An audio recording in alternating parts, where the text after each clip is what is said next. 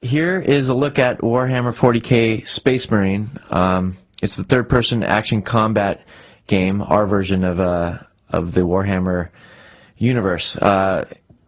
In our version of the game, it's really about an up-close, personal, visceral melee experience.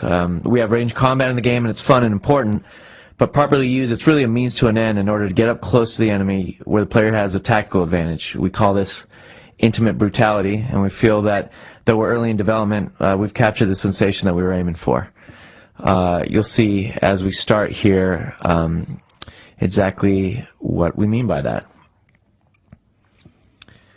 One of the things that we're shooting for is the first time that the Warhammer license has been done in such an up-close and personal manner, where the MMO and RTS are really more of a godlike command your troops kind of experience. We want to get up close and personal and really give the player the feeling of what it is to be a Space Marine. This is just the opening little cinematic. You've basically been knocked out and you're waking up, you're coming to, and you're getting commands from your Vox. And I'm just going to run right into battle here.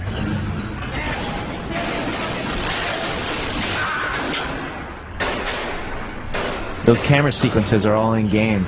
We call those our cinemaction moments, and I'll touch more on that later.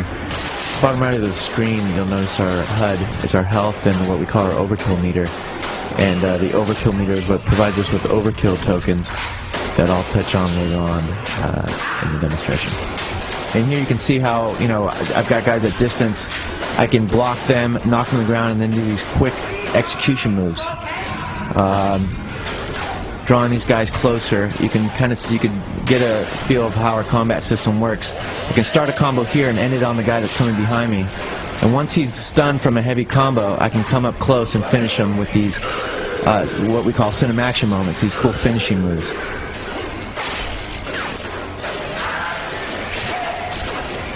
I've got one guy still at the distance shooting at me, and I think I'm going to charge in, shoot him, and finish him off here with a nice sweeping move. This is a quick look right now after the combat of the environment, kind of this larger-than-life feel we want to get with these gothic interiors that are a big part of the lore. And stuff like this, like the ships, taking off constantly in the background, affecting your environment, just out of reach, but we call that, the scope of war. We want the environment around this Space Marine to be volatile, always moving, always something going on, explosions, ships flying by, to really get a sense that he's in the middle of this constant conflict.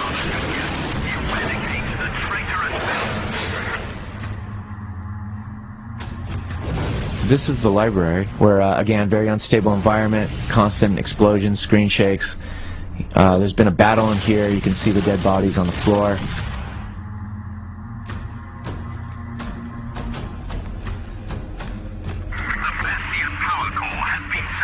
Here's another look at some of the hallways, the architecture, the gargoyles, and here's I'm about to go to the exterior for the first time in this build, and you'll see a stark contrast between these dark, gloomy interiors and these brighter yet still dirty kind of exteriors. Again, I'm confronted with more traitor guards, but this time the Chaos Marine, who's basically my equal on the Chaos side. First time you get to see him in the build here. Again, I'm using the parry system to block, pull them back, stun them quickly, execute them quickly, and get back into combat and manage my combat. Again, I can start a combo on a guy like a Space Marine, turn and finish it on this traitor guard, and while he's stunned, pull off a cool finishing move. Turn around, block him, finish him off as well with a heavy combo. And while he's stunned, I have a whole different experience, different finishing moves, different character. We want to have just hundreds of finishing moves in the game with a lot of variety. This is early on our first build, so we only had a few finishing moves, but we think we nailed the intimate brutality and the cinemaction moments that we were shooting for. Here's another look at just the exteriors and kind of the the idea, the grandeur of the outdoor environments that we're really trying to capture. Again, things going on in the background, ships flying by, smoke, fires in the distance, explosions constantly around you.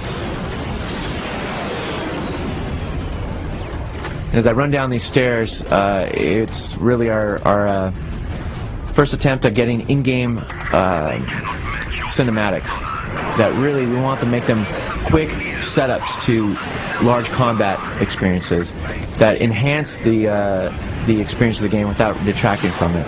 So quickly, it shows you that these guys have landed on the platform, and right away, boom, you're in a serious combat situation. And again, what you want to do in our game is, you want to shoot the guys, but really to disorient them. And the real tactic, we call it gun and run. You want a gun to disorient them and then charge into them. And once you're up close, you have a tactical advantage over them, like I do right here. At a distance, getting involved into a purely ranged situation, though it's formidable, I definitely don't have the advantage I do up close, as you can see, where I can just tear them to pieces, basically. We call this orchestrating your ballet of death. Here they come. Pull back a little bit, create a little room for myself to continue to orchestrate my maneuvers. Finish off these guys with these cool little camera cuts, cinematic action moments. Come up while he's stunned, finish him off. And then finish off on these traitor guards who have been trying to do their best from a distance because they're smart.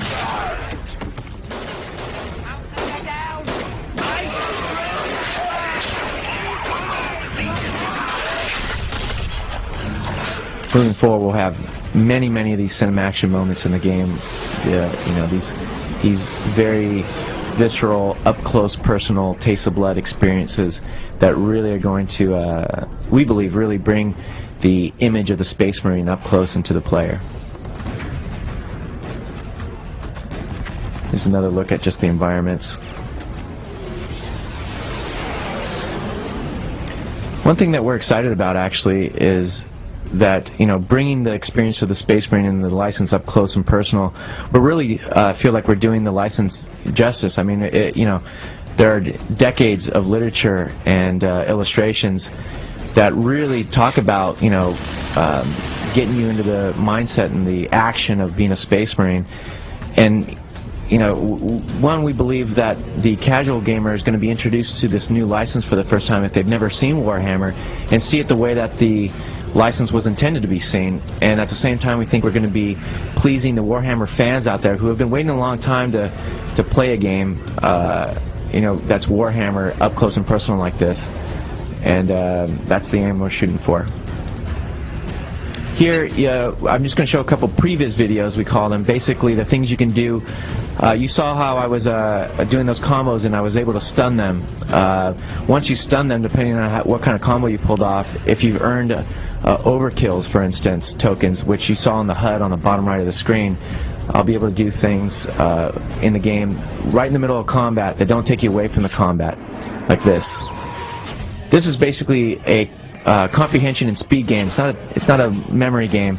Those things light up, and I quickly on the joystick have to hit those spots.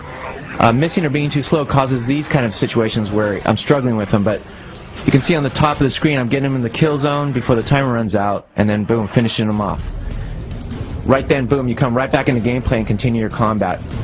Again, we think that the overkill system is going to add a level of depth to our combat, or up close and personal combat.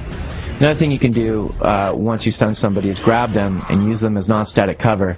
In this case, you can use them as a human grenade. You throw them into your enemy, pull the grenade pin, explosion happens. You've got 7 seconds now to continue combat around you, come over and finish them off before they get up from their stun state, like so.